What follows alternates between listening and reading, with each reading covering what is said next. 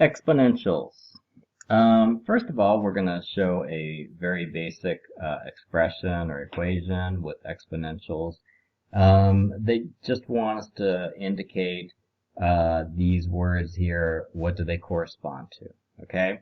So the base, it sounds like it should be at the bottom or the foundation, and actually the bottom number of the exponent is called the base, okay? The exponent itself actually refers to the number that's in the superscript. Another way to say that is the power.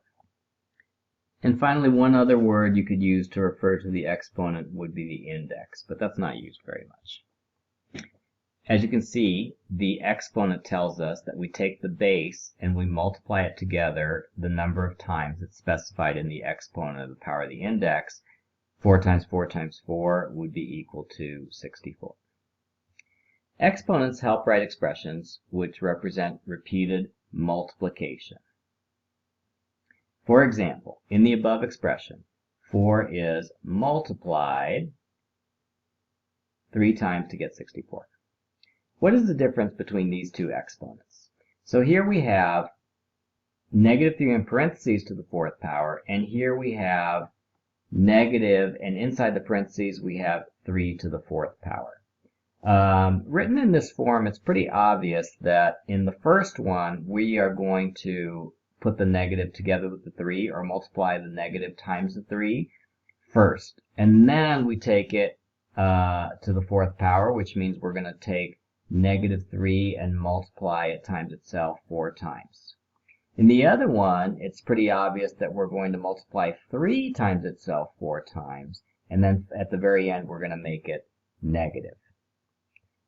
In the first case, negative 3 multiplied times itself 4 times is going to be positive 81. Okay, the negatives, 4 negatives multiplied times each other are going to give a positive, because a even number of negatives is going to give you a positive. And in the second one, there's only one negative, so the answer is going to be negative 81.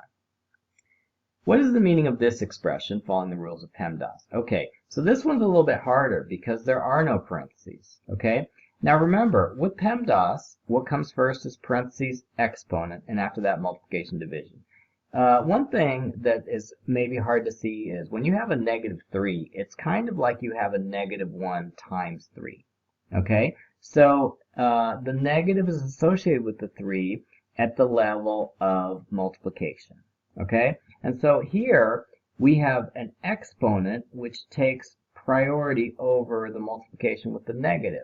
So in this case, what we're going to do first is we're going to multiply 3 times itself 4 times, and then we're going to take the negative afterwards. It's going to give us negative 81.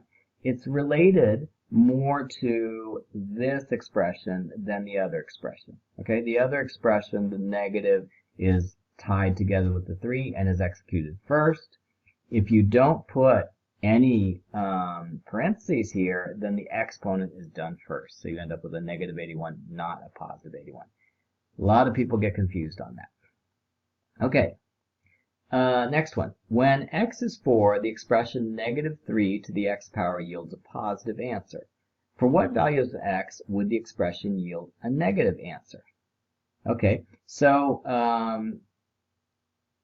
if I have an odd x, then negative 3 to the x would be a negative answer, right? Because then there's only an odd number of negatives. Odd number of negatives multiplied times each other give a negative. List the first 6 powers of 2 and 3. Okay, so if we assume, sometimes somebody might say the first power is 0. Sometimes they might say the first power is 1. Let's do the powers 0, 1, 2, 3, 4, 5. Okay? So 2 to the 0 is 1. 2 to the 1 is 2. 2 to the 3 is 8. 2 to the 4 is 16. 2 to the 5 is 32. And if you want to do 2 to the 6, it would be 64. 3 to the 1 is 0, or I'm sorry, 1. 3 to the 2, or 3 to the 1 is 3. 3 to the 2 is 9. 3 to the 3 is 27. 3 to the 4 is 81. And 3 to the 6 would be 243. All right. Copy and complete the values of these common powers. 5 to the first is 5. 5 squared is 25. 5 cubed is 125. 5 to the fourth is 625. Okay. 7 to the first is 7. 7 squared is 49. 7 cubed is, let's see, 7 times 7, which is 49, times 7. That would be about 343, maybe. Okay, all right. Now we're going to see how to use a calculator to do powers that are not squared. Okay, so we're going to show you that to do a -5 squared, or to the fourth in your calculator, you use this button here. Okay.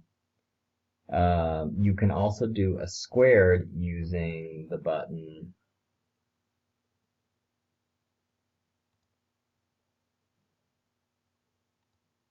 here. Okay? All right. Simplify, then use a calculator to check your answer. So I'm going to have -1 to the fifth. -1 to the fifth is -1 times itself 5 times. 1 times itself 5 times is just 1. Negative sign multiplied times itself 5 times is an odd number of times, so it's going to give you -1. Okay, I don't think I need to check that with the calculator, do I? B is a little bit different because it's an even number of times you multiply -1 times itself. Remember that if you multiply -1 times itself an even number of times, you get +1. So for this one, I'm going to get +1. -1 times itself 14 times would be an even number again, so it would be +1. -2 to the fifth. Now this negative, look at it, it's outside the power. So the first thing we're going to do is the power, and then we're going to put the negative after it. 2 to the fifth, remember, is 32, so it's -32. Here we have the negative outside again. We're going to do the sixth power of -2, and then we're going to make the negative of that. So the sixth power of -2 is the same thing as the sixth power of 2. That would be 2 times itself 6 times. 2 times itself 6 times is 64. And then we're just going to take the negative of that. Use your calculator to find the values of the following, recording the entire display. Okay, so like 4 to the 7th power, 16,384. 7 to the 4th power, 2401. So they're just showing you, hey, look, 4 to the 7th is not 7 to the 4th. -5 to the 5th. Okay, well, 5 to the 5th is 3125. The negative sign is outside, so we put -3125. -5 to the 5th. So that's like saying, okay, -5 multiplies out itself 5 times. That should give us the same thing as what we got before, -3125. Finally, 8 to the 6th. 8 to the 6th is 262,144. 262,144. All right? And I'm just going to go back and show you one more thing.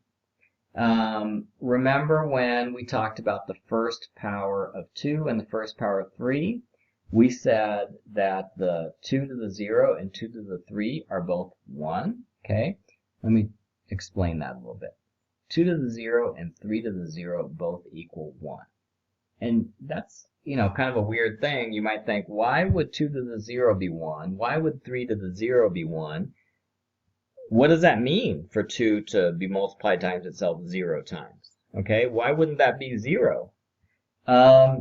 If you want to look at why 2 to the 0 equals 1 or 3 to the 0 equals 1, the best place to look is in a graph. Okay, so if you graph the values for 2 to the 1, 2 to the 2, and 2 to the 3, you're going to find kind of an exponential graph like we saw in the investigation, right? So we have 2, and we have 4, and we have 8. Okay? And then if you say, okay, well, where is this graph going? Where is it going to hit when it gets to 2 to the 0? It's going to hit here at 1. Okay? And any graph you do, if you graph the exponents of power of 1, power of 2, power of 3, you're going to see that the graph leads to an exponent value of 1. Okay? The other reason why we can argue that 2 to the 0 would be 1 is because of the addition of exponents, right? So if you have 2 squared times 2 to the negative 2, we know that if we take these exponents and we add them, we end up with 2 to the 0, okay? And we also know that 2 squared is 4, and we know 2 to the negative 2 is 1/4. So if we multiply those two together, we're going to get 1. So that tells us that 2 to the 0 is 1.